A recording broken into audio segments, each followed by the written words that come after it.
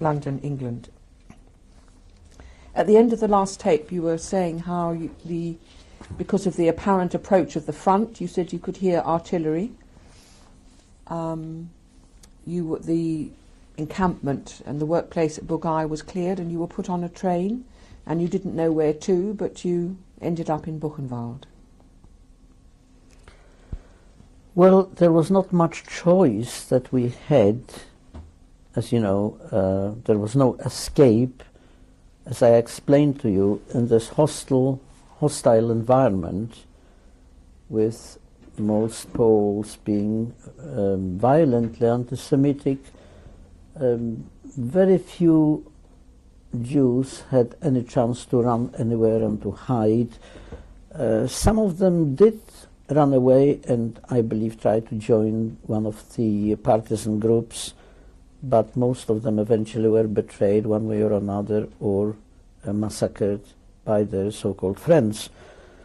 And we used to hear rumors about it. I don't know if we could discard it or take it seriously, but generally very, very, very few people managed to escape from the camp in Piotrków.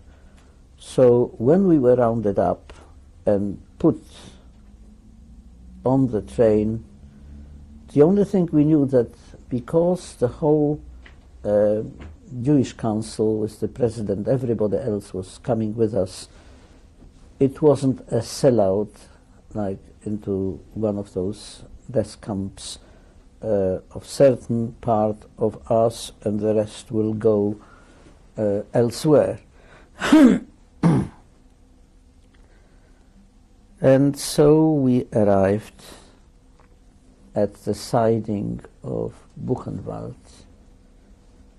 The very name Buchenwald actually didn't mean anything to me because I've never heard of this camp before.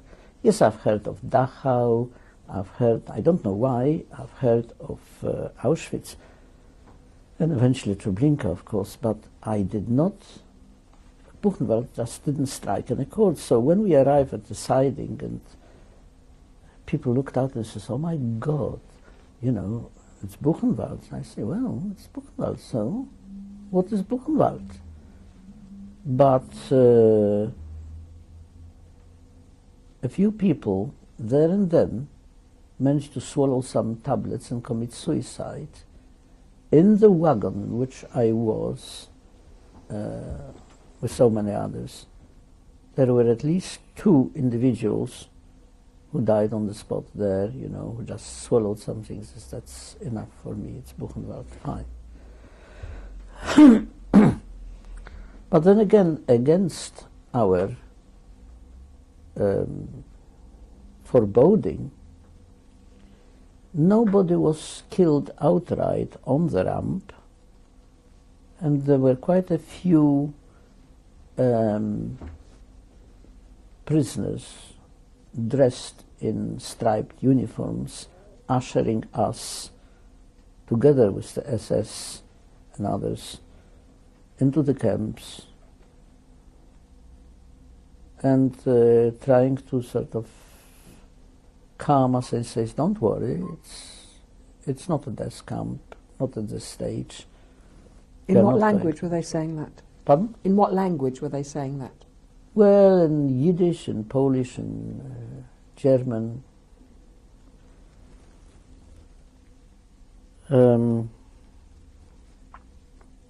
So we were led, still with very great foreboding, because once it was explained to us what Buchenwald was. Don't you know about Buchenwald? It's the worst of the lot. I mean, here thousands and thousands have been killed, and it's an internationally known center. So eventually, you know, we all got goose pimples one way or another, and here we were put into a column and marched into what was called the delousing chamber. And surely enough, we were told to undress completely, and everything was taken away from us. Well, that's a very bad sign to anybody, not that we had any choice. And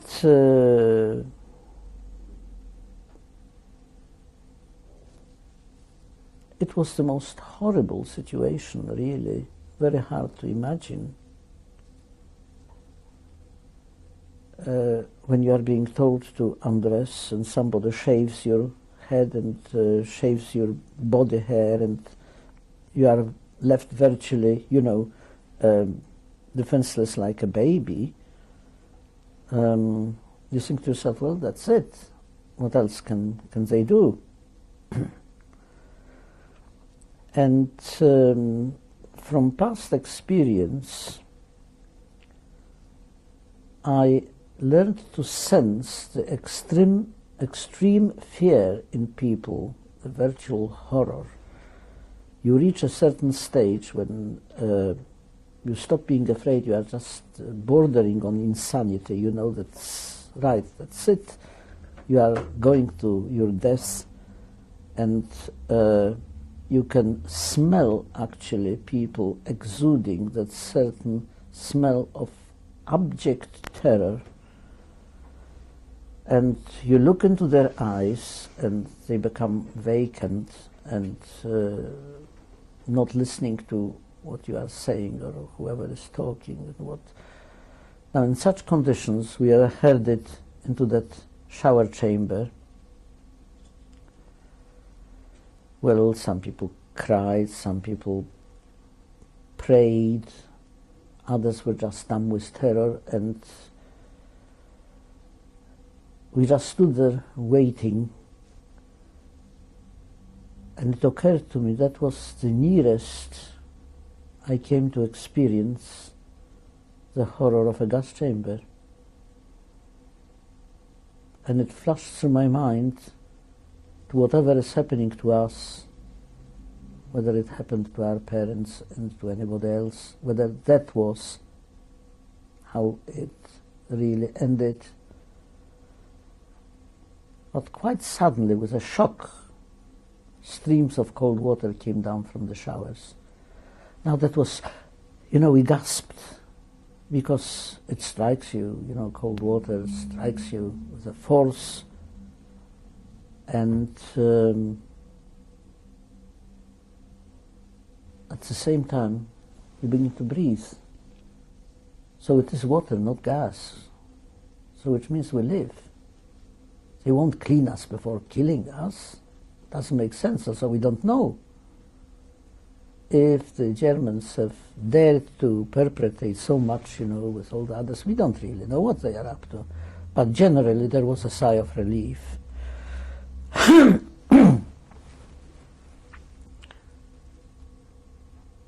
And the routine followed, which means we were immersed in very strong disinfectants. Our privates were swabbed with what I call Lysol, I think. You know, it was bit like hell. It was very painful, front and back, and our heads were also.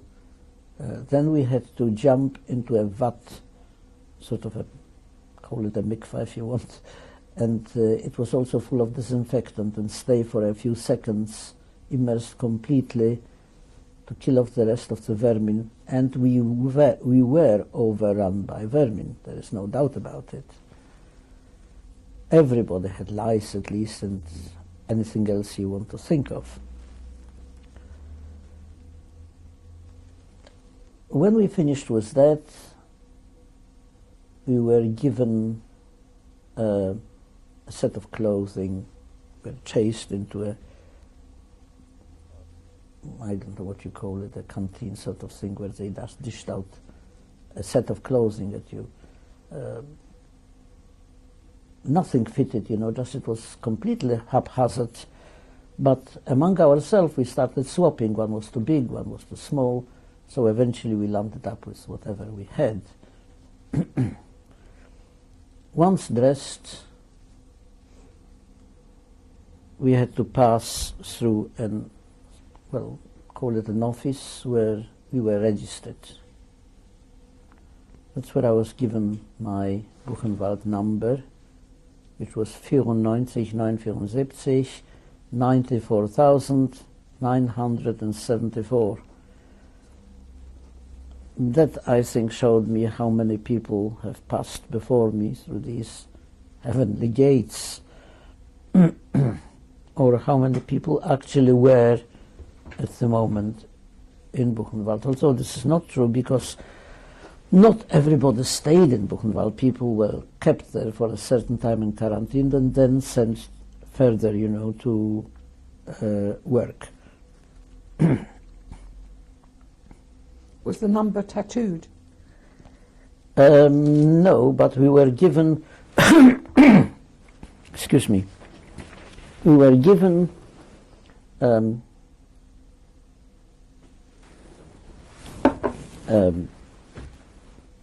strips of cloth with our number on it, which had to be sewn immediately onto our garment, and also a triangle. And of course, as Jews, we all had yellow triangles, but depends for what reason you were in Buchenwald, you had different triangles. I don't remember all the colors, but later on we discovered that Buchenwald housed, as well as murderers, common criminals, homosexuals, political prisoners, prisoners of war,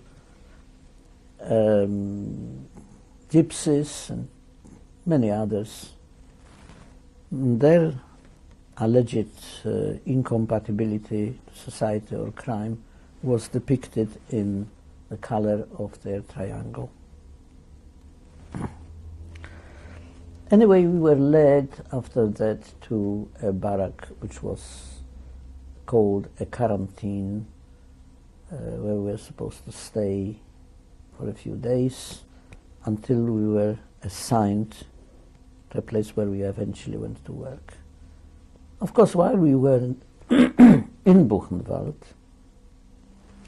in reality, this place was run by political prisoners, which means they were not as rough, as bad as common criminals, and not as anti-Semitic, obviously.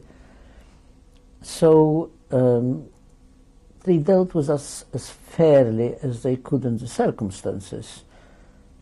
But the barrack was really very, very overcrowded. And again, we had those bunks, how many up, and not one or two, but without any straw bags, on bare boards. We had to lay down.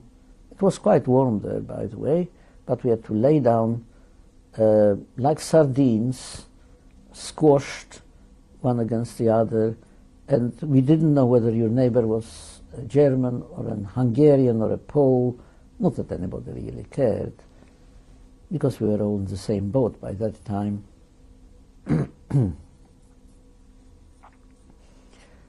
Eventually, next morning, we were taken for various duties. One was assigned to work in the camp, another one was led to a little work group outside the camp, and so on, always under very strict supervision of the SS. But again, if anybody would run, where would we run and who would help us? There was nowhere to run to. You were surrounded. You were in the heart of Germany, surrounded by enemy forces. So we stayed in Buchenwald only, I don't remember exactly, about between 2 or 3 weeks.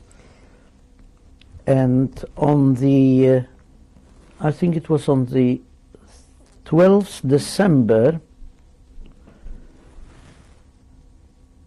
our group was sent, I was sent with a group of workers to Schlieben. Before you go on to that, was anybody with you on the journey and actually in Buchenwald that you knew? Was anybody with you that you knew? Oh yes, most of our friends were there. Ben Helfgott was there and many others. Most of the group from Piotrków, whom you see here, especially from Bugaj, were with me on that assignment, not assignment, on this journey, and arrived in Buchenwald. And what was the clothing that you were given when you arrived there? Coding. Clothing. Clothing. Well, it varied. It was mostly clothing, obviously confiscated from people who arrived there, which were cleaned out and deloused. But some of us had those striped uniforms. By all means, I tried to avoid having a striped uniform because I thought that should there be any chance of escape or leaving, it gives me a slightly better chance of having a not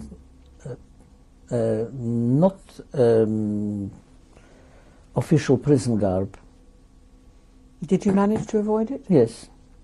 Well, partly. I had striped trousers, but I had a different jacket. Was that the first time you'd seen that striped uniforms? Yes.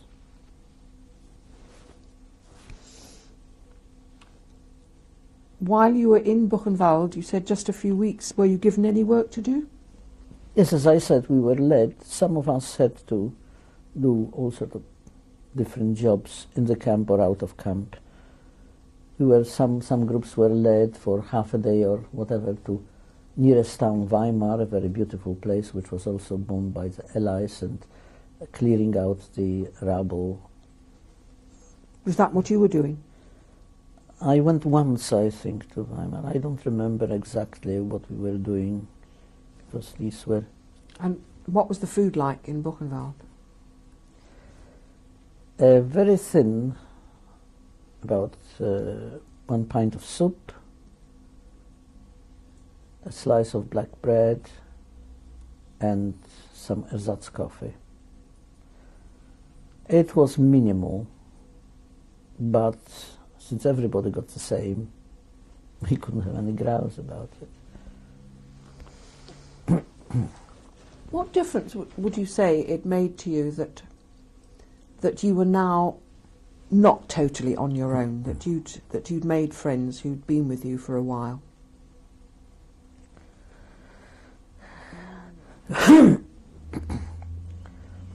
Well, in Buchenwald, we were separated from our friends because we were put into the bunks wherever there was a little bit of an empty space, and we could only meet our friends when we were walking about or while going to or from work.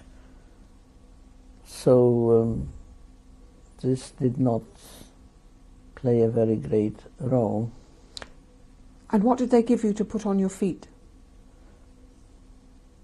I had a pair of clogs. Was that the first time you'd had clogs too? No, I actually had a beautiful pair of shoes in Bugaj, which got worn right through.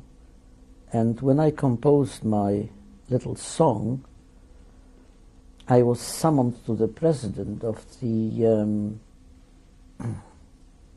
Jewish council, and he says, well, since you are a celebrity, is there anything which you want, you know? We will look after you. Tell me what you want and you will get it.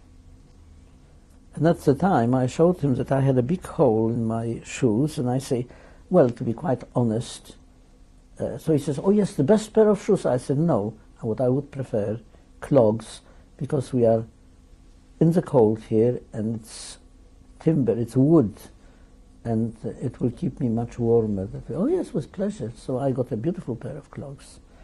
Also, when the wood wore out in a pair of clogs, I could actually make for myself another pair of soles, so to speak, you know, to put onto my uppers and just nail them on, you see, or there were a few fellows who really specialized in doing these type of things and made beautiful clogs, you know, beautiful bottoms to the clogs. So I thought I'll be much better off that way. So I got fairly used to it. It's not so bad.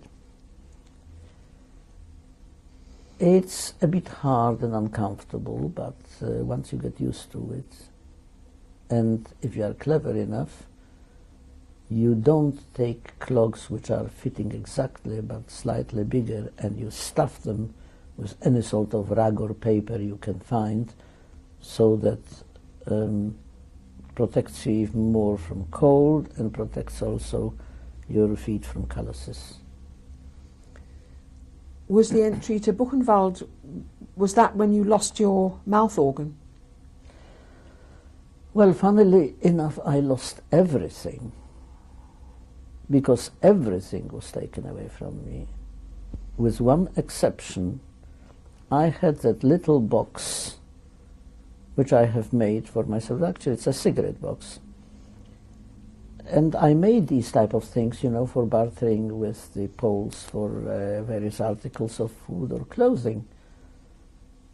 And I kept a piece of soap in it. For one reason, somebody told me that this soap which was rationed out to us was actually made of human fat.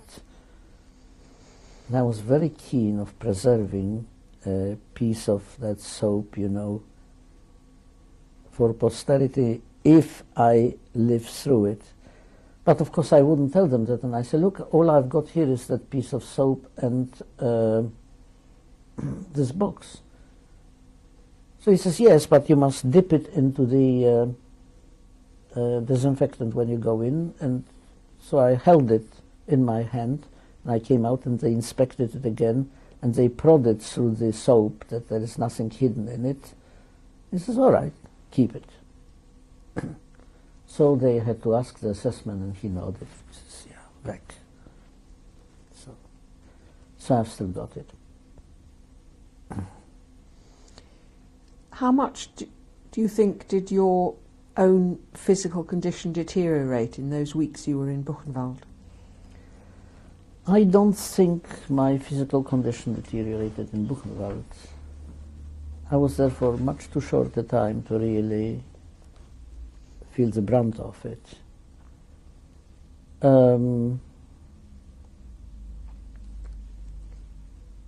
What I did like in Buchenwald was the camaraderie, which seemed to emanate from various people. We were all in the same boat, and we were speaking various languages, obviously. They were Hungarians and Germans, Poles, Romanians. They all spoke their own language, and they tried to teach us, you know, the Russian tried to make us understand the Russian, the Hungarian, and especially they loved to swear, give them under any pretext, and they used to come out with swearing that were nearly like poetry, you know. It was a recital of profanities. And of course this is something that I suppose a youngster impinges on, and if you could answer to one of these people in his own language, instead of being angry at you, he says, ah, that's well done, you know. So you cottoned on to it, yes. So, but these were only a few days. And then what happened? As I say, we were sent off, putting on lorries. It was very, very cold, open lorry. I don't remember how long we traveled. And we were taken to another camp, which I believe also somewhere in central Germany, called Schlieben. This was a huge camp. Actually, there were two camps there. One was for men, one was for women. And they were next to each other, just across barbed wire. One could communicate with the women, but with a little bit of care. One couldn't get in touch or contact with these women.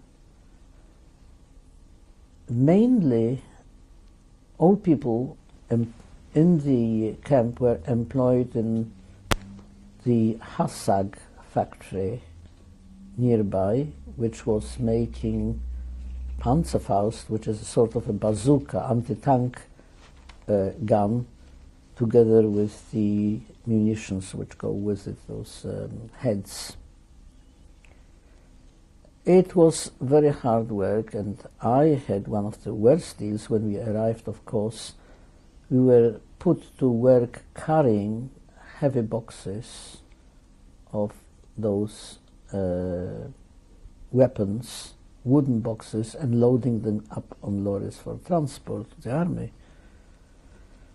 And I have never been very strong, and to me, carry these heavy boxes on my shoulders, just imagine 4 people had to carry one box, and I was really feeling that my feet were growing into the ground with every step. It was torture, and on top of everything else, I was put on a night shift. It was virtually nightmarish, and the overseer, whom we call the capo, which actually is short for Polizei, is another prisoner who has been promoted to the ranks, you know, of being an overseer, was a gypsy, and he was less than human. He used to chase about with a huge stick and beat everybody over their heads to speed them up, you know, so that the transport moved, because we stopped working the minute we could because it was so heavy, you know, so we just dropped the box and took a breather, and he used to run out from nowhere, you know, screaming and beating us over the shoulders and heads. So we were covered with bruises and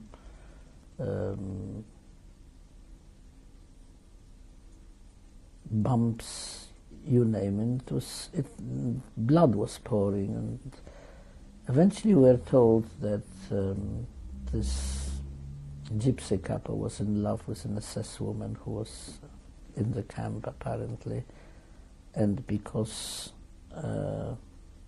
she was caught, I think, liaising with him or whatever, she committed suicide. She was, yes, so he behaved like an animal ever since. But I'm not going into the whys and wherefores. I only know that what we had to suffer from this man. Now, in Schlieben, food was much worse, because we were living in a barrack where the Barrackälteste was a criminal, and he was not very particular. You see, if he short-changed us food, so our rations were really cut down to the minimum, and we suffered for it because work was very, very hard. Quite honestly, I thought that my last moments have come there. Again, sanitary conditions were the same as any other camp, which means remote latrines and only a cold tap to wash with. Well, I still had enough gumption to run into, you know, when we woke up, take off my shirt, you know, and have a slush with cold water, wash myself. But we are still overrun with lice very soon, and conditions were absolutely atrocious there. You come to the end of this tape now.